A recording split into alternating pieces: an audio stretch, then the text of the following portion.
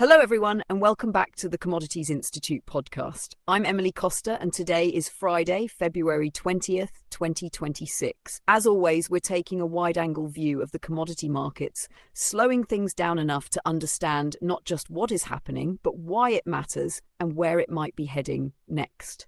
I want to begin today in Latin America, but not with exports or geopolitics right away. Instead, let's start inside a refinery. Venezuela's refining system has been operating for years like an engine missing half its parts. This week, though, workers report something that would have sounded unthinkable not long ago. The country's refineries are now running at roughly 35% of installed capacity. That may sound low if you're used to global benchmarks, but compared to the 20 to 25% range of last year, it represents real momentum. Put simply, Venezuela is processing more of its own crude into usable fuels. Roughly 450,000 barrels per day are flowing through plants like Amway, Cardón, El Palito, and Puerto La Cruz. This matters because domestic fuel shortages have long been one of the most visible symptoms of the country's oil sector collapse. Blackouts, malfunctioning units, and rationing have been part of daily life. A modest recovery in refining means fewer shortages, fewer lines, and a bit more economic oxygen. But refining is only half the story. On the production side, Venezuela is now pumping close to 1 million barrels per day, again, after years of sanctions-driven decline.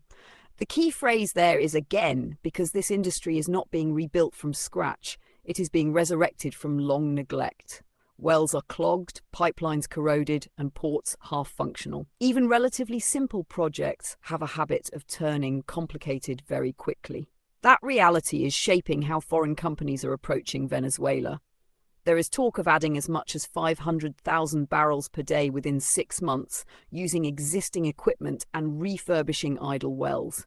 Technically, it's possible. Practically, it is a grind. Stories from Lake Maracaibo tell you everything you need to know. Aging rigs arriving after years of sanctions, pipelines ruptured beneath shallow waters, and months-long oil leaks before repairs can even begin. This is not a quick-win environment, and yet interest is intense. Light crude, which can be blended with Venezuela's extra heavy oil, has become the most precious resource in the country. Without it, those massive reserves in the Orinoco Belt are effectively stranded. That is why competition for equipment, upgraders and blending capacity is heating up. It is also why infrastructure like dredged shipping channels and functioning export terminals suddenly matter as much as the oil itself. Now let's pivot from oil fields to farmland, because agriculture is telling its own story of adjustment. In the United States, farmers are preparing to plant fewer acres of corn and more acres of soybeans this year. Corn plantings are projected at 94 million acres, down from last year's modern era high, while soybeans are expected to rise to 85 million acres. This is not just about crop rotation, it is about economics. Corn supplies are abundant after a record harvest, and prices have struggled to justify expansion. Soybeans, on the other hand, are benefiting from strong domestic demand, especially from renewable fuels that rely on soybean oil. Even with trade tensions and competition from Brazil, soybeans are offering a more reliable floor for farmers facing higher input costs. What's fascinating is that both crops are still expected to deliver the second largest harvests on record, assuming normal weather. That tells you how productive US agriculture has become, even as farm incomes edge lower and government payments account for nearly a third of revenue. The system is producing more, but profitability remains fragile. Zooming out globally, wheat markets may be heading in the opposite direction. Early forecasts suggest global wheat supplies could tighten in the 2026 to 2027 season as production slips slightly and consumption continues to grow. After years of surplus weighing on prices, even a modest tightening can change sentiment quickly. Now let's shift gears again, this time to metals and energy transition. Silver has been on a tear, and nowhere is that being felt more acutely than in the solar industry. Over the past year, silver prices have surged well over 100%, pushing manufacturing costs sharply higher. Silver paste alone accounts for roughly 30% of a solar cell's cost, and that has forced manufacturers to accelerate a long-discussed shift toward copper. Copper is far cheaper, but it comes with trade-offs. Silver conducts electricity better, and replacing it is not as simple as swapping one metal for another. Still, the potential savings are enormous. At global solar production levels of around 500 gigawatts per year, the industry could save tens of billions of dollars annually by switching to copper-based metallization. That kind of incentive is hard to ignore, and it may reshape demand patterns in both silver and copper markets over the coming decade. Speaking of copper, inventories in the United States are piling up as traders anticipate possible import tariffs. Warehousing capacity is being tested, particularly around major hubs, and applications for new storage facilities are rolling in. This is a classic example of policy uncertainty reshaping physical flows, even before any rules officially change.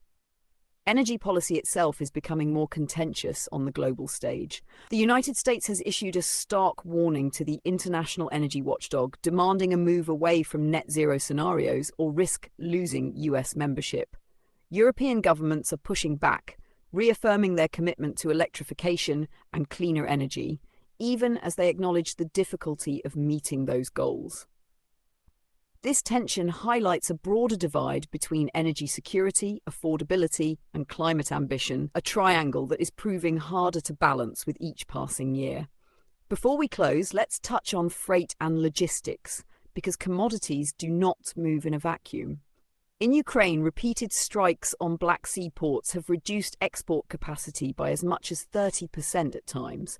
Grain shipments have proven more resilient than iron ore, but disruptions have driven up costs and delayed deliveries. Ports have been shut not only by direct damage, but by hundreds of air raid alerts that halt operations for hours at a time. For a country where agriculture accounts for more than half of export revenue, those delays ripple through global markets. And finally, a smaller but telling development. Brazil has sent its first shipment of sorghum to China in more than a decade. The volume was tiny, barely more than a test container, but the symbolism is large. China is quietly diversifying its feed grain suppliers, and Brazil is positioning itself to fill niches created by shifting trade relationships. Even small cargoes can signal big strategic changes. When you step back from all of this, a pattern emerges. Across oil, agriculture, metals, energy policy, and freight, the theme is adaptation under pressure. Industries are not transforming because conditions are easy, but because standing still is no longer an option. That's all for today's episode of the Commodities Institute podcast. Thank you for spending part of your day with me. If you found this episode valuable, be sure to subscribe, share, and leave a review.